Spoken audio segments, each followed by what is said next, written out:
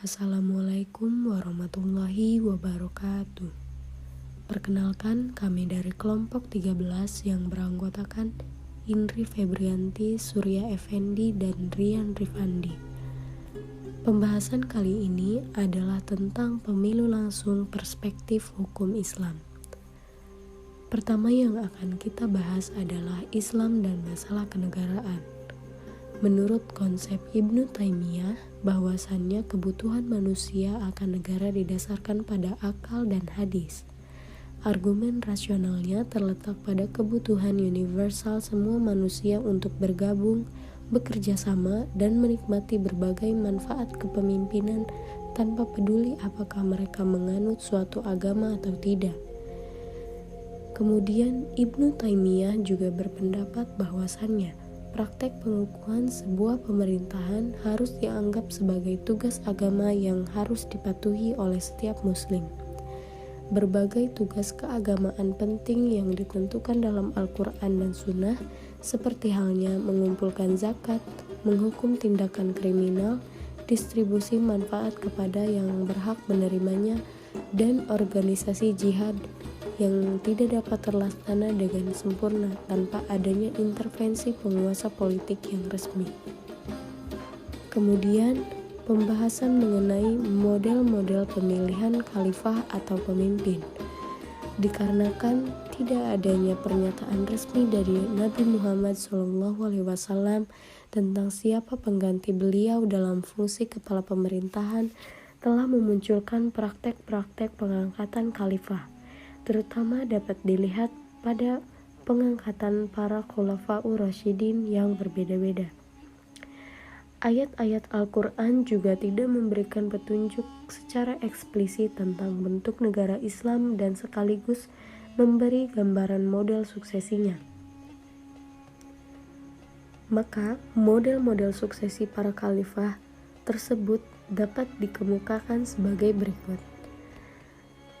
Pada saat pengangkatan Abu Bakar radhiyallahu anhu menjadi khalifah pertama melalui pemilihan langsung dan mendapatkan dukungan mayoritas dari para sahabat, terutama karena kampanye politik Umar radhiyallahu anhu yang berkata, Rasulullah telah merestui Abu Bakar untuk kepentingan agama.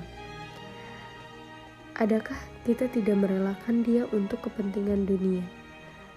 Namun sebelumnya, Abu Bakar juga telah menyampaikan beberapa argumen kepada kenapa orang Muhajirin atau Quraisy menduduki posisi utama untuk menjabat sebagai khalifah, bukan karena beliau sendiri dari Muhajirin atau Quraisy, akan tetapi dikarenakan hijrah telah menempatkan mereka di barisan terdepan dalam Islam.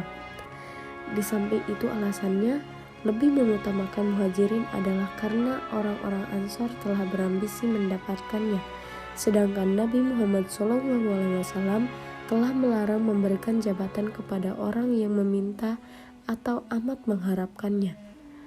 Hal ini berdasarkan pada suatu peristiwa pada masa Nabi Muhammad SAW, di mana Abbas paman Nabi datang menemui Nabi agar diangkat sebagai kepala daerah.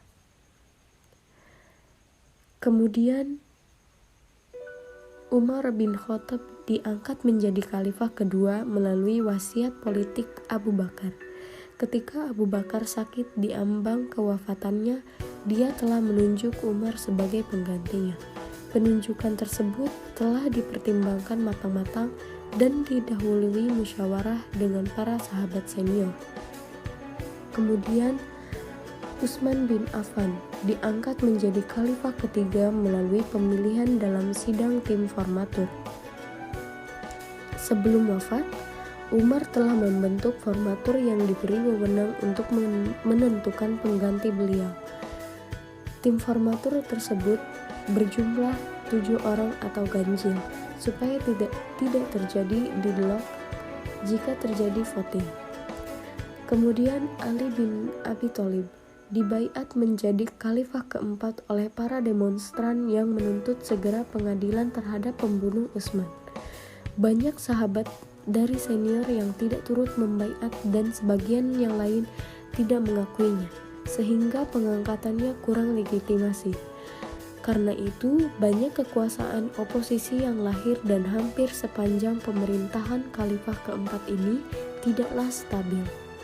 Suksesi kepemimpinan setelah rezim Khalifah Ar-Rasyidin berjalan secara turun-temurun dalam negara kerajaan. Hal ini karena menguatnya kembali pemerintahan suku seperti Bani Umayyah, Bani Abbasiyah, Bani Fatimiyah, dan lain-lain, di samping politik aliran seperti Syiah, Sunni, dan Mu'tazilah. Kemudian pembahasan mengenai tinjauan hukum Islam tentang pemilihan umum langsung. Menurut Al-Mawardi, ada beberapa syarat untuk mencapai keseimbangan dalam segi politik negara yang ideal menurut Islam. Agama yang dihayati. Kedua, penguasa yang berwibawa. Yang ketiga, keadilan yang menyeluruh. Yang keempat, sistem pemerintahan. Yang kelima, imamah atau kepemimpinan. Yang keenam, cara pemilihan atau seleksi imam. Bagi Al-Mawardi, imam merupakan sesuatu yang niscaya dalam pemikirannya adalah seorang raja atau presiden. Artinya, keberadaannya sangat penting dalam suatu masyarakat atau negara. Karena itu, jelasnya tanpa imam akan timbul suasana chaos. Manusia menjadi tidak bermartabat, begitu juga suatu bangsa menjadi tidak berharga. Al-Mawardi menjelaskan jabatan imamah atau kepemimpinan dinilai sah apabila memenuhi dua metodologi. Yang pertama, dia dipilih oleh parlemen dan diangkat langsung untuk mengikat dan mengurai atau juga disebut model al-ikhtiyar. Yang kedua, ditunjuk oleh imam sebelumnya. Model pertama selaras dengan demokrasi dalam konteks modern. Sementara yang kedua, Al-Mawardi merujuk pada eksperimen sejarah, yakni pengangkatan Khalifah Umar bin Khattab oleh Khalifah sebelumnya Abu Bakar As-Siddiq.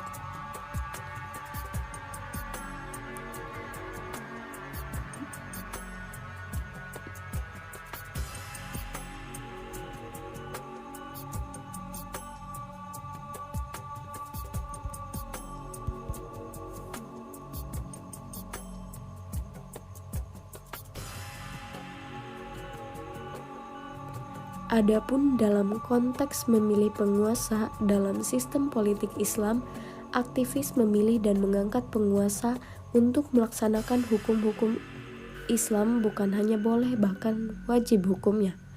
Sebab imam atau khalifah tersebut diangkat dalam rangka menjalankan hukum-hukum syariah dalam negara, dan ketiadaan imam atau khalifah tersebut akan menyebabkan tidak terlaksana hukum-hukum syariah tersebut.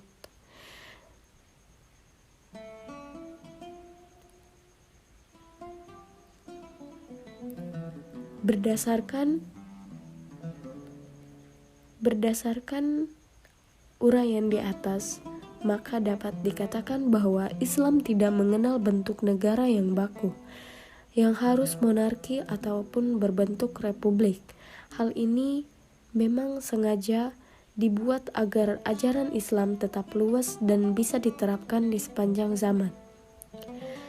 Demikian juga dalam hukum-hukum muamalah yang lain. Allah tidak menurunkan petunjuk secara detail sebagaimana dalam hukum-hukum ibadah. Hal ini agar dapat umat manusia terapkan dalam memilih dengan akalnya model mana yang dirasa paling cocok untuk suatu waktu dan tempat tertentu. Mengenai cara pemilihan pemimpin, dalam Islam juga ketentuan yang qat'i, karena Nabi Muhammad SAW tidak pernah menetapkan tentang cara-cara pemilihan pemimpin. Hal ini juga diindikasikan dari apa yang telah dilakukan oleh para sahabat dalam memilih pemimpin negara Islam. Karena itu, negara Islam boleh berbentuk kerajaan, republik, atau bentuk yang lain, karena yang terpenting bukan bentuk formalitasnya, akan tetapi harus ada jaminan hukum dapat ditegakkannya ajaran Islam di dalamnya. meskipun dalam Islam tidak ada model baku mengenai bentuk negara dan cara-cara pergantian kepemimpinan. Demikian pembahasan tentang pemilu langsung perspektif Islam. Kurang lebihnya mohon maaf. Wassalamualaikum warahmatullahi wabarakatuh.